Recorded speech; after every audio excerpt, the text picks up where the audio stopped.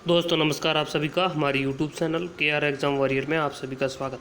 देखिए साथियों, आज हम लोग अध्ययन करेंगे कक्षा 8 में ये टॉपिक हमारे दिए हुआ है 1857 का स्वतंत्रता संग्राम, जिसमें प्रथम पेपर में एक क्वेश्चन और सेकंड पेपर में एक क्वेश्चन 100% आता है और आने की पूरी संभावना है। सेकंड ग्रेड जो प्रथम पेपर की तैयारी कर रहे हैं और जैसे और सामाजिक विज्ञान वालों दोनों के लिए महत्वपूर्ण रहने वाला है। और NCERT बुक के अंतर्गत ये दिया गया है। बहुत शानदार टॉपिक है और अच्छी तरीके से आपको इसको समझना है। इसमें कौन कौन से महत्वपूर्ण फैक्ट हैं वो आपको याद करना है, जैसे कि आप परीक्षा में आशा कर पाओ।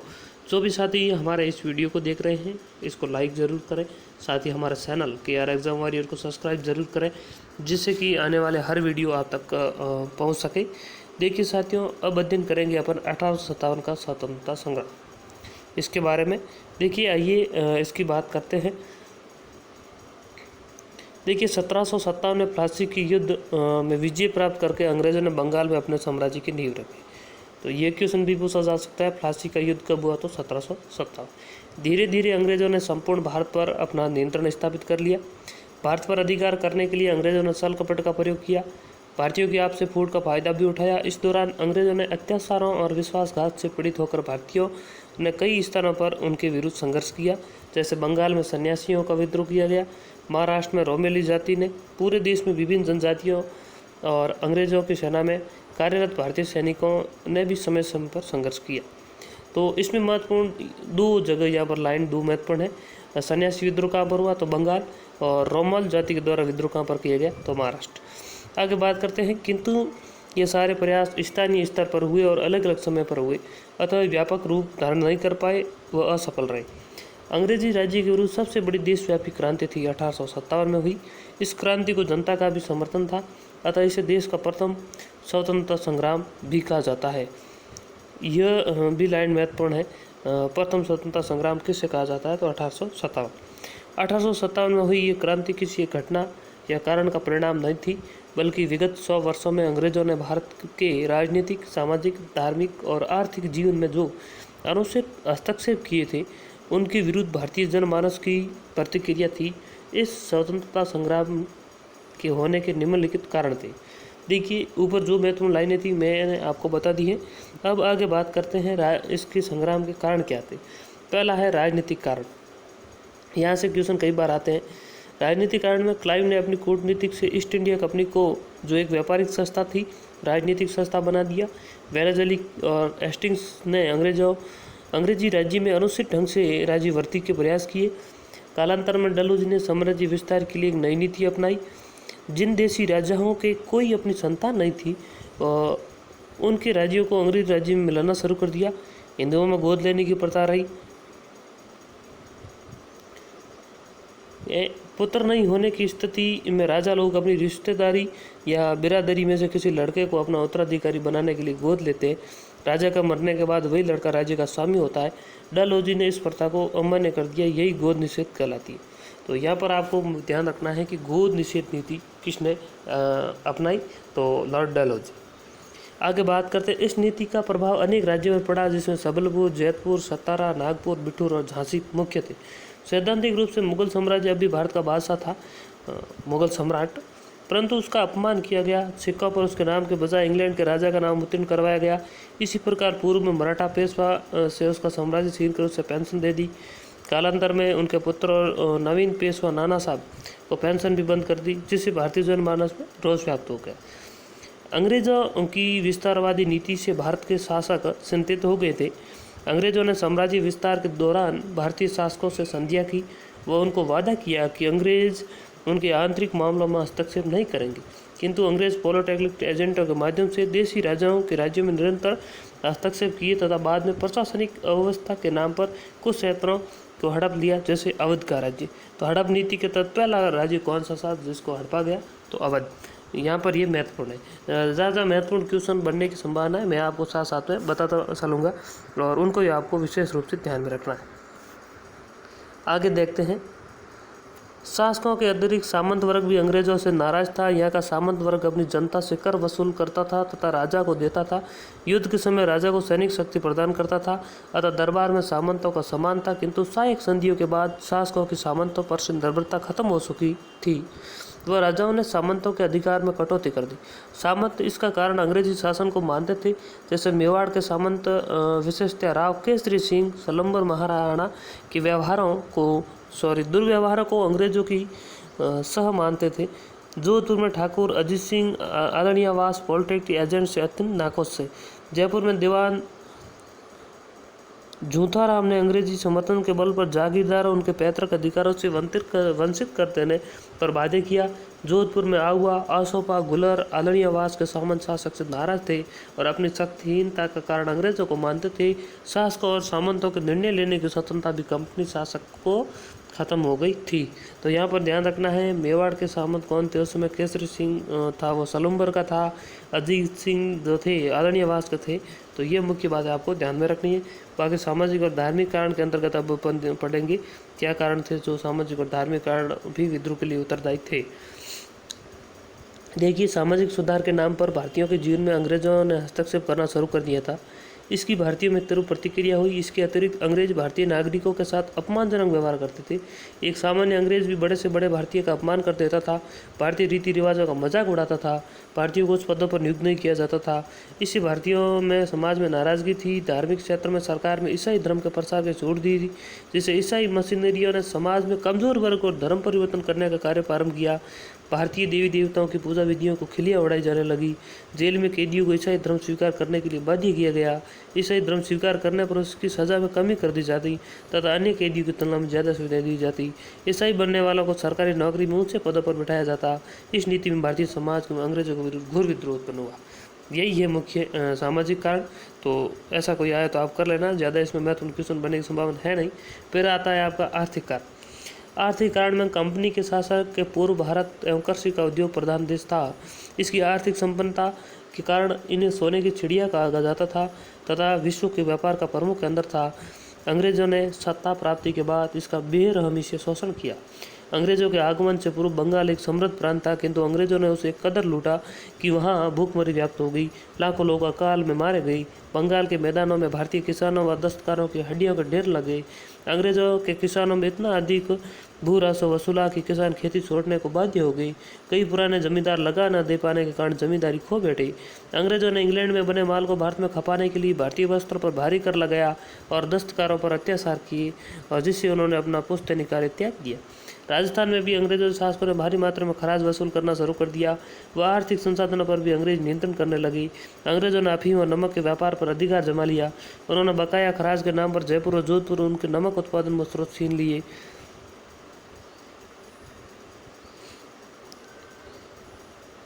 समस्त रियासतों से समझौता कर नमक पर सूंगी लागू कर दी, जिससे जनता में भारी रोष था, जिसकी अभिव्यक्ति तत्कालीन पश्चिमी लोकगीतों में देखी जा सकती है।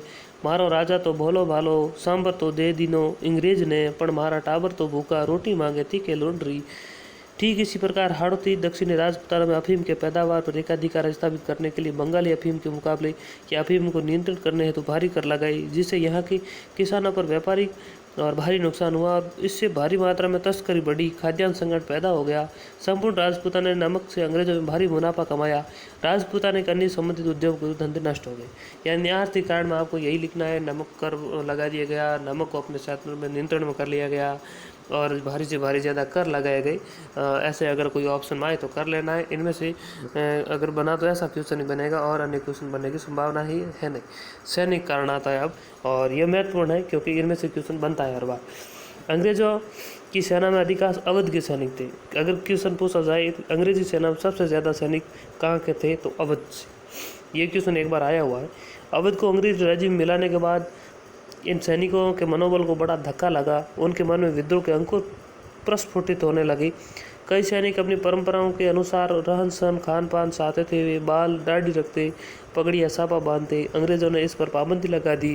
जिसे सैनिकों ने अपना घोर अपमान समझा। भारतीय सैनिकों को मान्य परंपराओं के विरुद्ध बाह्य देशों भेजा जाने लगा, जिससे अंग्रेजों के प्रति उनकी नाराजगी बढ़ गई। भारतीय सैनिकों को वेतन भी कम मिलता था, उन्हें वर्दी के पैसे भी स्वयं को देने पड़ते थे। डाक द्वारा उसका निःशुल्क पत्रव्यवहार भी बंद कर दिया गया।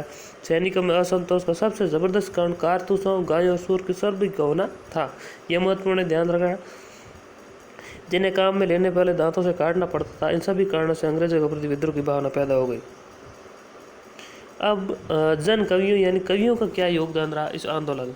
तो अंग्रेजों के हाथों अपनी सत्ता गंवाना सभी को खल रहा था। राजपूताना का जनमानस स्वाभिमानी और स्वतंत्र प्रेमी था। यहाँ के साहित्यकार और कवि भी समाज या शासकों को स्वतंत्र प्रेम और बलिदान करने के लिए बढ़ चढ़ कर प्रेरित करते रहे। अंग्रेजों से संधियों के बाद राजपूताना में अंग्रेजों की उपस्थिति मात्रा से साहित्यकार उद्वेलित एवं व्यथित थे। जोधपुर के बागीदास, बूंदी की सूरजमल मिश्रण, आडा जवानजी, भारत दुर्गादत्त, आडा जादूराम, आशिया बुज्जी, गोपाल दास ददवाड़िया आदि न जाने कितने ही साहित्यकार थे जिन्होंने अंग्रेजों की घोर निंदा की। तो ये बात है। जैसा बागीदास ने लिखा, आयो अंग्रेज मुलक रहे ऊपर, ये लाइन अगर आपको पूछ ली जाए तो यहाँ से लिख देना है किसकी है, तो आपको करना है बागीदास की है। और राजस्थान लोक कवियों द्वारा 1857 में लिखी गई कुछ अन्य रचनाएं भी है। सूरजमल मिश्र ने पीपलिया के ठाकुर फूल सिंह को विक्रम शब्द 1900 शब्द में पत्र लिखते हुए राजाओं को लताड़ा। और यहाँ के राजा लोग देश पात जमी का ठाकत से जो सारा ही हिमालय का गलता ही निश्चय, ये कविता इन्होंने किसको लिखी? तो ठाकुर फूल सिंह को लिखी। आगे अपन पढ़ रहे हैं अब। अंग्रेजों को सावनिया लूटने वाले डूंगर जी और जवाहर जी की प्रशंसा में लोकगीत रच सके। डूंगर जी जवाहर जी कौन थे? तो अंग्रेजों के काल में सावनिया लूटते थे। बीकानेर के शासक की तारीफ कवियों ने की क्योंकि उन्होंने जवाहर जी को अंग्रेजों को सौंपने से मना कर दिया था। जोधपुर के शासक व्यंग्य इसलिए करते क्योंकि डूंगर जी को अंग्रेजों को दे दिया था।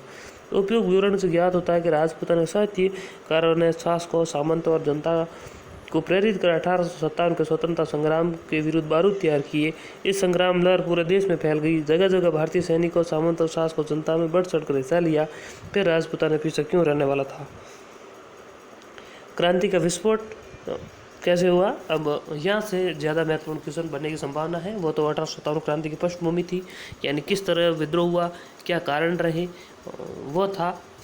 अब इसका अपन पढ़ेंगे। क्रांति की योजना नाना साहब और सहयोगी अजीमुल्ला तथा रंगोजी बापू ने मुख्य रूप से तैयार की। यहाँ से क्वेश्चन आता है कि 1857 की क्रांति की रूपरेखा किसने तैयार की? तो आपको करना है नाना साहब, अजीमुल्ला और रंगोजी बापू। मुगल बादशाह बहादुर शाह के नेतृत्व में 31 मई 1857 के दिन समूह से भारत में क्रांति की शुरू करनी थी।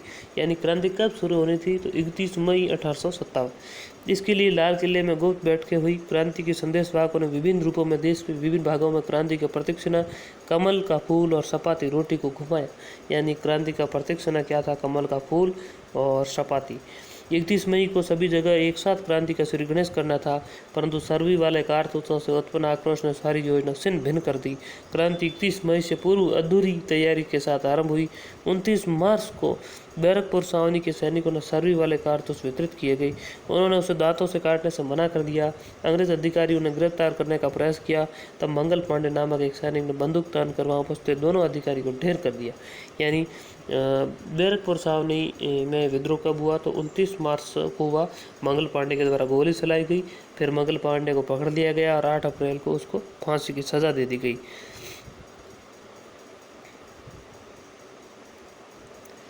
यह महत्वपूर्ण है, ध्यान रखना। मेरठ में एक भारतीय पलटन को सर्वी वाले कारतूस दिए गए। सैनिकों ने उसका उपयोग करने से मना कर दिया। उन सब को गिरफ्तार कर लिया। इसके सैनिकों में असंतोष फैल गया। यह घटना 9 मई को घटित हुई। क्रांति के नेताओं ने क्रुद्ध सैनिक को समझा बुझाकर 31 मई तक प्रतीक्षा करने को कहा, मगर अगले ही दिन सैनिकों ने विद्रोह कर गिरफ्तार साथी को रिहा कर दिया। कई अंग्रेज अधिकारी मारे गए। सैनिकों ने दिल्ली की ओर कूच किया और 11 मई को दिल्ली पर अधिकार कर बहादुर शाह सम्राट घोषित कर दिया।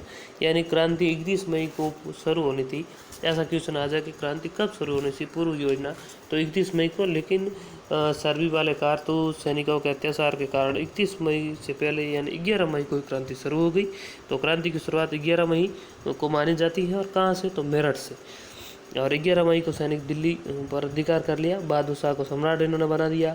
और इसी के साथ धीरे धीरे क्रांति की ज्वाला भारत के अन्य हिस्सों में फैल गई। कानपुर में किसने नेतृत्व किया? तो नाना साहब और तात्या टोपे ने। उन्होंने कानपुर पर अधिकार कर लिया। अवध में बेगम हजरत महल के नेतृत्व में यह हुआ था आंदोलन, ध्यान रखना अवध में।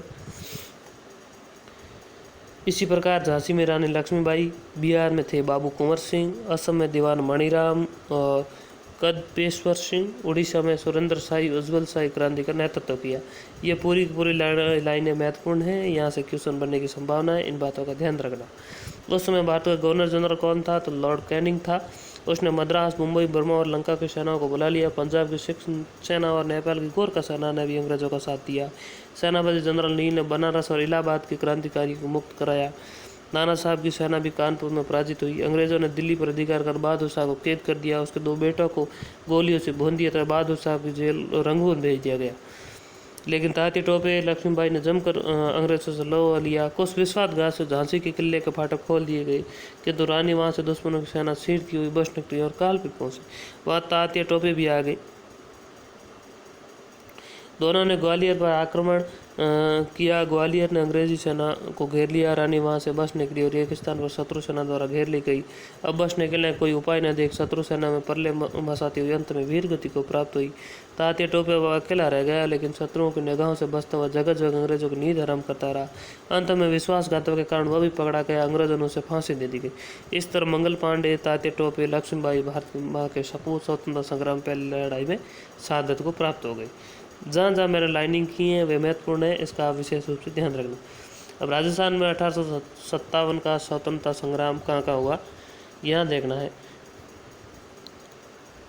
देखिए, राजस्थान उस समय नसीराबाद, ब्यावर, खेरवाड़ा, देवली, एरनपुरा, नीमच में अंग्रेज सैनिक छावनियाँ थी। तो 6 सैनिक छावनियाँ थी, इनका आपको ध्यान रखना है। और अंग्रेज़ों में एजीजी बैठता था। राजस्थान में एजीजी कौन था, यह आपको ध्यान रखना है। राजस्थान में क्रांति की शुरुआत नसीराबाद से हुई 28 मई को, इस बात का ध्यान रखना है। और नसीराबाद में तैनात 15 नेटिव बंगाल इन्फेंट्री सैनिकों ने अपने अधिकारियों पर हमला कर दिया और सैनिक दिल्ली की ओर रवाना हो गए और क्रांतिकारी का साथ देना चाहते थे। नीमच में मोहम्मद अली बेग नामक सैनिक ने कर्नल अबोट को चुनौती दी और 3 जून को नीमच में भी क्रांति हुई। नीमच में क्रांति कब हुई? 3 जून को हुई। किसका नेतृत्व में हुई? तो मोहम्मद अली के नेतृत्व में। अंग्रेजों ने भागकर उदयपुर में शरण ली। कप्तान सवर्ष मेवाड़ की सेना लेकर नीमच आया। तब तक क्रांतिकारी वहां से दिल्ली के लिए रवाना हो चुके थे। इन क्रांतिकारी सैनिकों ने शाहपुरा पहुंचने पर वहां के शासक ने स्वागत किया। उसका पीछा करने वाले अंग्रेजों के लिए उन किले के दरवाजे नहीं खोले और वहां नीमच के सैनिक दिल्ली की ओर रवाना हो गए। आगे देखते हैं। 21 अगस्त 1857 एरनपुरा छावनी में तैनात एक टुकड़ी ने अंग्रेजों पर विरोध किया और वह अंग्रेजी अधिकारियों हमले किए। एरनपुरा आकर सैनिकों ने छावनी को लूटा और चलो दिल्ली और मारो फिरंगी का नारा दे दिल्ली की ओर बढ़े।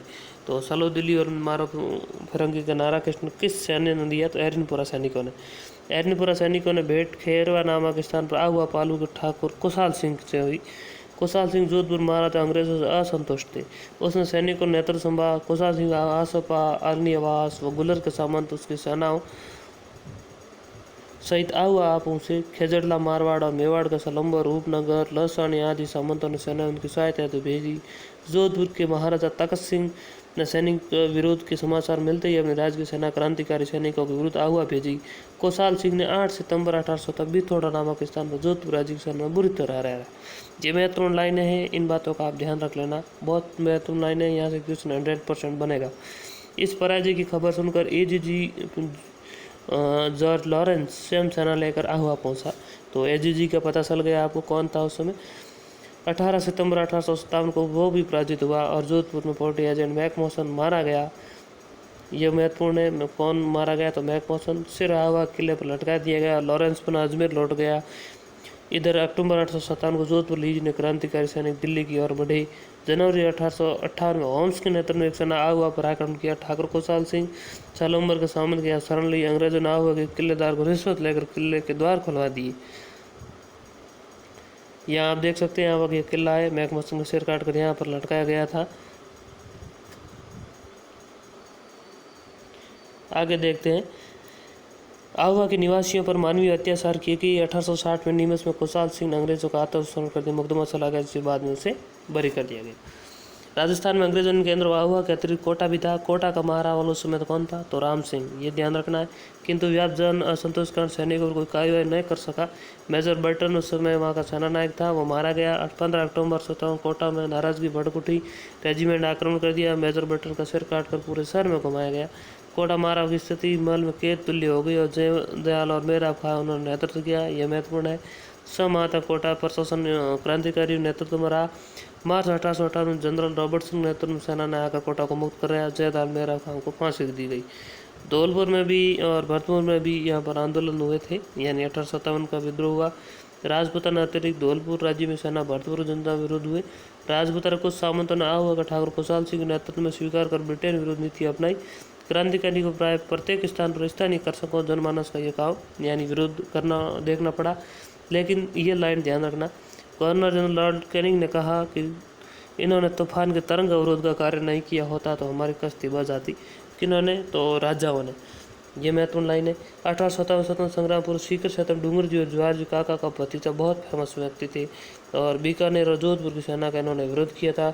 इनको बलिदान बहुत माना जाता है। और ये सुगाली माता का आप यहाँ पर चित्र देख सकते हैं, जो कि आहुआ के ठाकुर खुशहाल सिंह की देवी थी। बाकी इसमें ज़्यादा महत्वपूर्ण है नहीं, ये ध्यान रखना है। आहुआ के कुल देवी सुगाली माता पूरे मारवाड़ की आराध्य देवी थी। इस देवी की प्रतिमा 10 सिर और 100 हाथ थे। इस देवी ने प्रतिमा 1857 संग्राम के सेनानियों की प्रेरणा स्रोत रही, यानी ये बात आपको ध्यान रखनी है।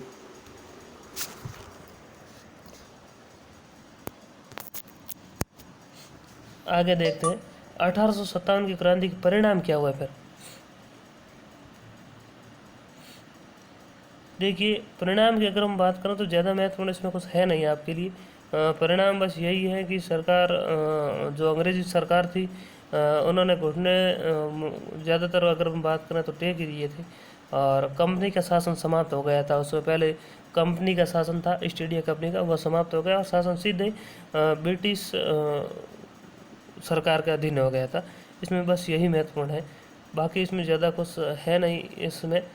और आगे देखते हैं तो फिर इसमें ज़्यादा कुछ है नहीं। शब्दावली अगर अपन देखें तो अटाले क्या था? तथ्य जिसे काटा न जा सका था, तथ्यपूर्ण बात। पोल्टर्नी एजेंट देसी रियासत में ब्रिटिश सरकार का प्रतिनिधि थे। एजीजी किसे कहते थे? तो गवर्नर जनरल का प्रतिनिधि। खराज एक प्रकार का कार्य और टैक्स था। क्वेश्चन देखते हैं यहाँ पर 1857 क्रांति का श्रीगणेश करने की तिथि क्या तय की गई थी? तो 31 मई तय थी, लेकिन ये 31 मई से पहले ही हो गया, यानी 10 मई को मेरठ से हो गया था। कोटा में क्रांतिकारियों का नेतृत्व किसने किया था? तो जय दयाल खां और मेहराब खां। और 1857 की क्रांति राजस्थान में कहाँ से शुरू हुई? तो नसीराबाद से शुरू हुई। कोटा में किस अंग्रेज अधिकारी की हत्या की गई? तो कोटा में आप सभी को पता ही किसकी की गई? मेजर बर्टन की। 1857 क्रांति में गीत रचने वाला कवि कौन कौन थे? तो सूर्यमल मिश्रण है, बारट साहब है, बाकी वगैरह वो कवि थे। 1857 क्रांति में शहीद होने वाला प्रथम क्रांतिकारी कौन था? यह महत्वपूर्ण क्वेश्चन है, आपको ध्यान में रखना है। प्रथम क्रांतिकारी कौन था? आहुआ के हुई क्रांति घटनाओं पर टिप्पणी लिखनी है, यानी खुशहाल सिंह नेतृत्व जो हुई थी। डूंगर जी जवाहर जी के बारे में आपको ध्यान रखना है। सीकर ठिकाने के थे। बीकानेर और जयपुर सेना जोधपुर सेना का इन्होंने विरोध किया था। और 1857 क्रांति के कारणों बताना है, तो यह थी 1857 की क्रांति। जो मैंने जहाँ जहाँ लाइनिंग की है उसको आपको विशेष रूप से ध्यान रखना है, इनमें से क्वेश्चन बनने की पूरी संभावना रहेगी। बाकी 1857 क्रांति अलग और एनसीईआरटी में ऐसे और विशेष और विस्तृत रूप से जहाँ होगी उसका एक और वीडियो बना दिया जाएगा। यहाँ से 1-2 क्वेश्चन बनने की संभावना है। तो धन्यवाद साथियों, मिलेंगे अगले वीडियो में, तब तक के लिए धन्यवाद।